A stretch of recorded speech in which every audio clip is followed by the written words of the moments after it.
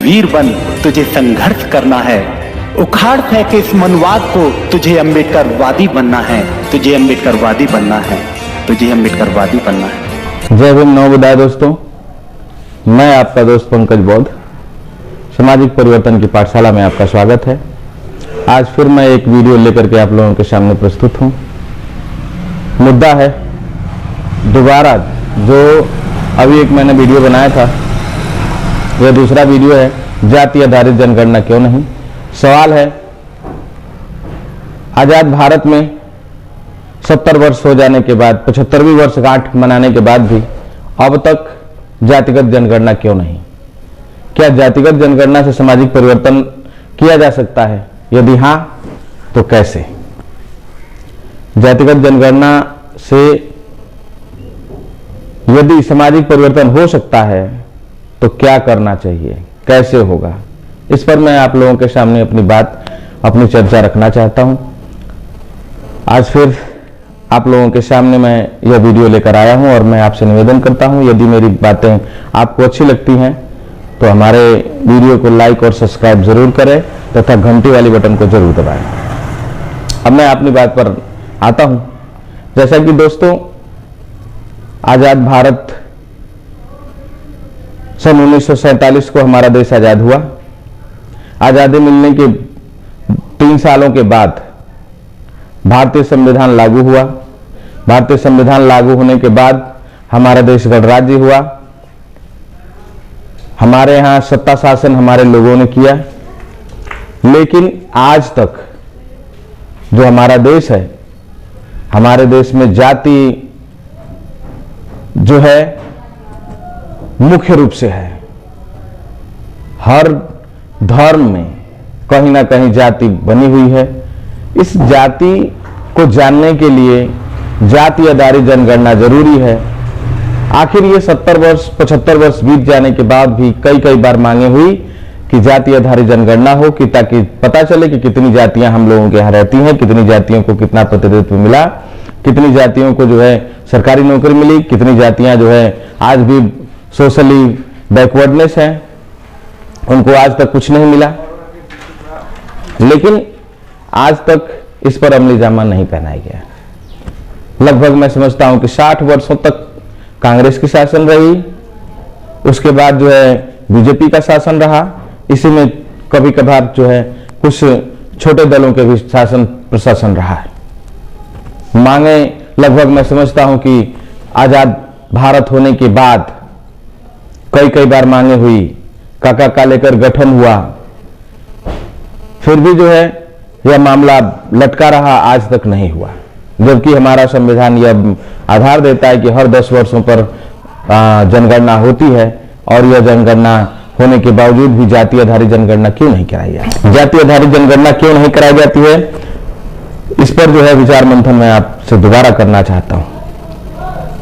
दोस्तों, यह मुहिम आप लोगों को निकालनी पड़ेगी, यह मुहिम आप लोगों को खड़ी करनी पड़ेगी। अगर आप लोग नहीं खड़ी करेंगे तो सामाजिक परिवर्तन नहीं हो पाएगा, आर्थिक मुक्ति का मार्ग नहीं मिल पाएगा। यदि आप चाहते हैं कि आर्थिक मुक्ति का मार्ग निकाला जाए और सामाजिक परिवर्तन किया जाए तो इस पर मुहिम छेड़नी होगी, सड़कों पर निकलना होगा। बहुत जरूरी है कि जाति आधारित जनगणना कराई जाए। दोस्तों, जैसा कि आप लोग जानते हैं, काका का लेकर गठन हुआ, 27% आरक्षण जो है मंडल कमीशन के द्वारा लागू हुआ। आपको मैं बता दूं कि मंडल कमीशन लागू होने पर, जब यह पता है आप लोगों को, मैं एक बार बता भी चुका हूं, फिर दोबारा इस चीज को मैं बता दूं कि सन 1931 में जनगणना हुई जाति आधारित, जब अंग्रेजों का शासन था। अंग्रेजों के शासन में हमारे देश के लोग मांग किए और मांग होने के बाद जनगणना हुई, और जनगणना के आधार पर जो बैकवर्डनेस थी, जिसको प्रतिनिधित्व नहीं मिला था, जिसको बहिष्कृत किया गया था, वो अनुसूचित SC/ST समाज, उसको उसकी संख्या के आधार पर 21% आरक्षण दिया गया। जबकि परम पूज्य बोधिसत्व डॉक्टर अंबेडकर ने जब संविधान लिखा, उसमें जो है यह व्यवस्था की कि बैकवर्डों को भी आरक्षण मिलना चाहिए। बैकवर्डों के आरक्षण का मांग कई बार उठा, लेकिन बैकवर्डों का आरक्षण लागू नहीं किया गया। इतना कहने के बाद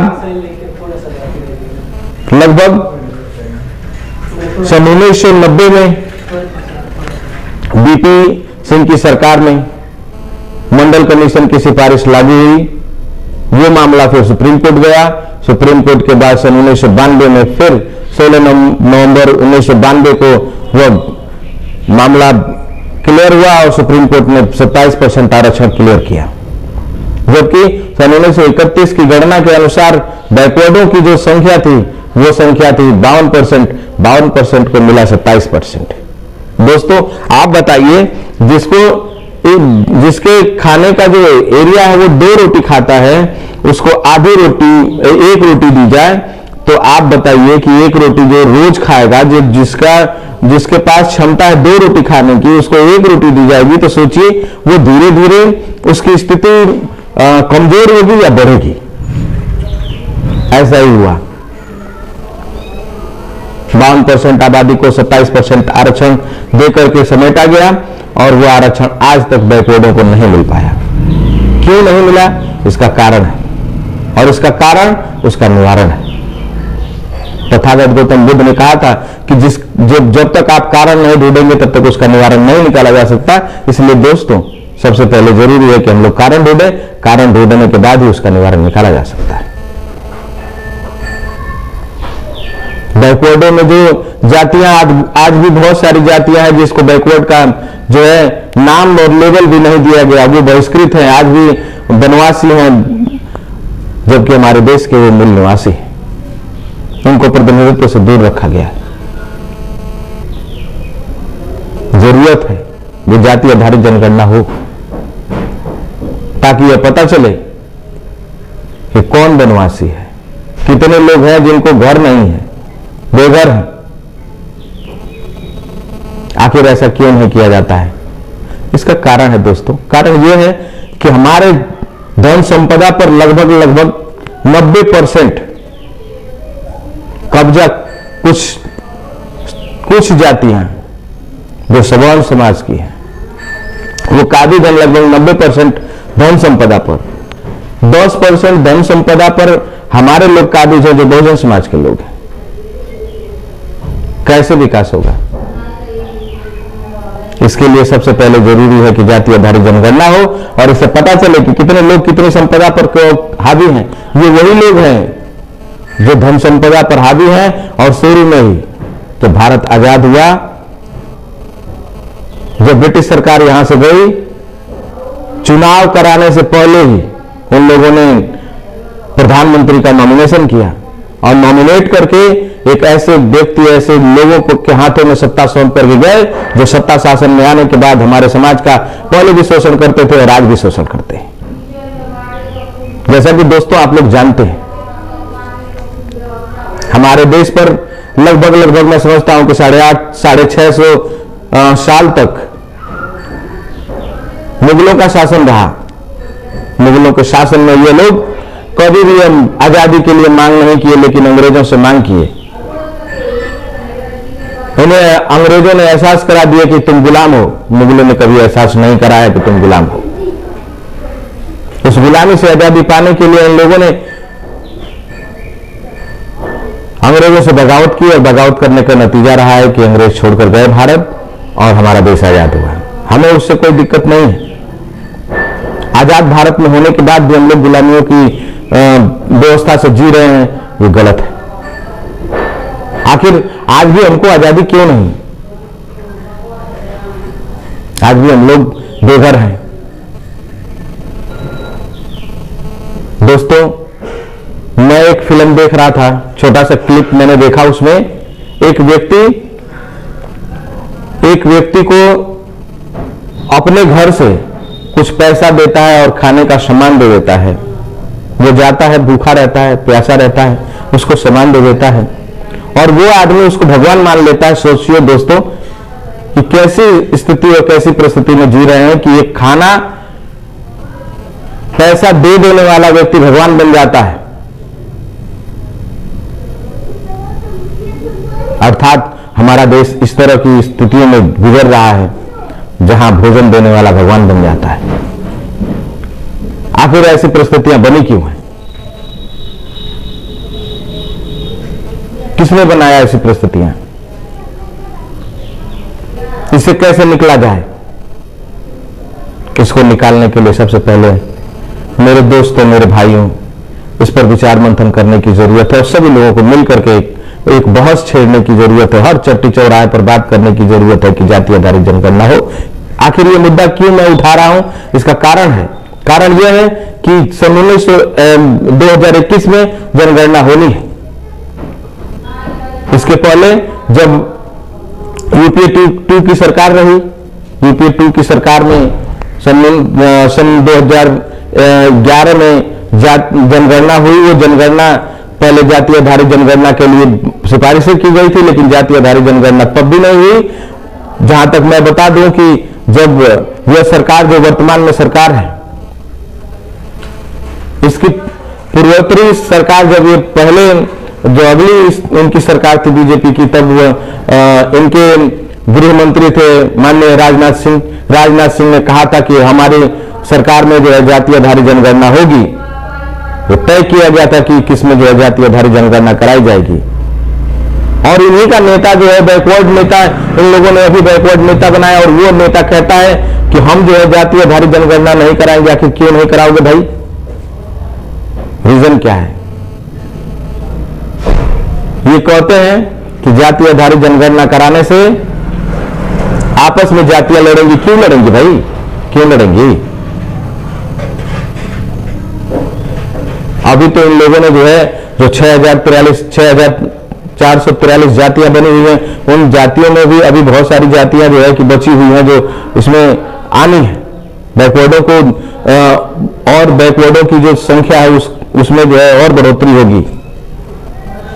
बहुत सारे लोगों को अभी तक जो है जो बाबा साहब परम पूज्य डॉक्टर अंबेडकर ने कैटेगरी बनाया था, जो कि SC ST OBC और जनरल, ये 4 कैटेगरियों में भी बहुत सारे ऐसे लोग हैं आपके भारत में जो आज इन 4 कैटेगरियों में भी नहीं जीते। क्या उनको नहीं मिलना चाहिए? हमारा देश जहां पर हम पैदा हुए, ये हमारा संविधान हमको ये मौलिक अधिकार देता है कि एक घर में 4 लड़के पैदा होते हैं तो चारों लड़कों के पिता के हिस्से में से चारों लड़कों को बराबर बराबर हिस्सा मिलना चाहिए। लेकिन यहां यही पैदा हुआ व्यक्ति कोई 100-200 बीघे की जमीन पर काबिज है, कोई डिसमिल, जो हमारे यहां कहा जाता है 1 बिस्सा जमीन पर काबिज नहीं। अर्थात उसके साथ धोखा हुआ। ये हमारा कॉन्स्टिट्यूशन कहता है कि बाप के हिस्से में बेटे का बराबर बराबर हिस्सा होना चाहिए। फिर कोई संपदा पर हावी है और कोई एक भी संपदा पर नहीं हावी है। क्यों है भाई? ये कैसे हो सकता है भाई? अगर ऐसा हुआ है तो इसका मतलब कि धोखा हुआ है, फ्रॉड हुआ है। भारत आजाद होने के बाद पूरी धन संपदा इन लोगों ने हड़पा। जो गरीब असहाय थे उनको कुछ नहीं दिया। आज भी वो लोग बेघर हैं, उनको घर की जरूरत है। कैसे मिलेगा? तो उसको मिलने के लिए सबसे पहले हमें यह आंकड़ा होना चाहिए। सबसे पहले आंकड़ा मिलना चाहिए कि कौन कितने जगह जमीन पर कौन कितने व्यवस्था में जी रहा है, उसकी व्यवस्था कैसे की जाए, इस पर जो है जब भी मालूम चलेगा जब जाति आधारित जनगणना होगी। जातियां हमने नहीं बनाई। जो जाति आधारित जनगणना का विरोध करते हैं, जाति उन्हीं ने बनाई है, जाति की व्यवस्था उन्हीं ने बनाई है। हम तो चाहते हैं कि जाति विहीन समाज का निर्माण किया जाए, लेकिन कैसे होगा? सबसे पहले जाति तो जाने। हम भी चाहते हैं कि जाति विहीन समाज हो, समता मूलक समाज का निर्माण हो, जहां पर सभी लोग सामान्य रूप से जिए। लेकिन कैसे होगा? इसे करने के लिए सबसे पहले मेरे दोस्तों, मेरे भाइयों, जाति आधारित जनगणना होनी चाहिए। इस पर आप लोगों को बहस करने की जरूरत है, ज्यादा से ज्यादा इस पर जो है विचार मंथन रखने की जरूरत है, चौक चौराहों पर बात करने की जरूरत है, रोड पर निकल करके इस पर बात करने की जरूरत है, क्योंकि समय नजदीक है। कोविड की वजह से इनको अवसर मिल गया, उस अवसर का लाभ उठा रहे हैं कि अभी तक जाति आधारित जनगणना, जो जनगणना हर 10 सालों पर होती है, वो जनगणना आज नहीं हो रही है, रुकी हुई है। तो आप लोगों की जरूरत है, आप सभी लोगों की जरूरत है, हमारी जरूरत है कि सभी लोग मिलकर के इस पर बात करें और बात करके कहें कि जो आप जनगणना कराने जा रहे हो वो जाति आधारित जनगणना कराओ। आप अंग्रेज तो नहीं हो। अगर देखा जाए तो अंग्रेज इससे बेहतर थे कि उन्होंने जाति आधारित जनगणना कराया और अनुसूचित एससी एसटी लोगों को जो है उन्होंने बताया कि भाई आप इतने आबादी में हो, उस आबादी के अनुसार हमको प्रतिनिधित्व मिला। बैकवर्डों को 27% आरक्षण में मिला, उसमें भी क्रिमिलेयर लगा करके जो है एक षड्यंत्र किया गया। वो षड्यंत्र इस तरह का रहा कि आज तक बैकवर्डों को आरक्षण का लाभ नहीं मिला। जो पढ़ा लेगा, जो उसको सही सिस्टम में ले आ पाएगा अपने लड़के को, उसकी आमदनी अधिक होगी, आमदनी अधिक होगी तो उसको जो है कि आरक्षण का लाभ नहीं दिया जाएगा। आरक्षण कोई गरीबी उन्मूलन का साधन नहीं मेरे दोस्तों, ये एक ऐसा व्यवस्था है जिस व्यवस्था के माध्यम से लोगों को प्रतिनिधित्व दिया जाएगा। ये प्रतिनिधित्व देने का एक जरिया है जिसे यह समाज बहिष्कृत कर रखा है, जिसे यह समाज कोई चीज देना नहीं चाहता, अपने ही वस्तुओं में से बंटवारा नहीं करना चाहता। उस व्यवस्था को लागू करने के लिए ऐसी सिस्टम जो है भारत सरकार ने बनाया है। बड़े इस संघर्षों के बाद हम जो है आज इस तरह का संविधान पाए हैं, जो संविधान हमको मौलिक अधिकार देता है, जिसमें 6 मौलिक अधिकार हैं। आज तक मौलिक अधिकारों का एक भी इंप्लीमेंट नहीं हुआ, कोई भी मौलिक अधिकार आज तक मिला नहीं। मेरे दोस्तों, वीडियो ज्यादा बड़ी हो गई है, आज फिर मैं आप लोगों से विदा लूंगा, फिर आप लोगों के सामने आऊंगा। मेरी वीडियो को लाइक और शेयर जरूर करें। जय भीम, नमो बुद्धाय। और मैं आपसे निवेदन करूंगा कि आप लोग इस पर जरूर बहस करें और इसको मुद्दा बनाएं कि जब भी जनगणना हो सरकार झुके और झुके ये जातिगत जनगणना कराए, क्योंकि जैसे मंडल कमीशन हमने लागू कराया मेहनत करके, वैसे ही फिर हमारी जरूरत है कि जाति आधारित जनगणना कराएं। इसके लिए हमें लड़ना होगा। जय भीम, नमो बुद्धाय। जय संविधान, जय कांसी राम, जय हमारे बहुजन समाज में जन्मे हुए सभी महापुरुषों की जय हो।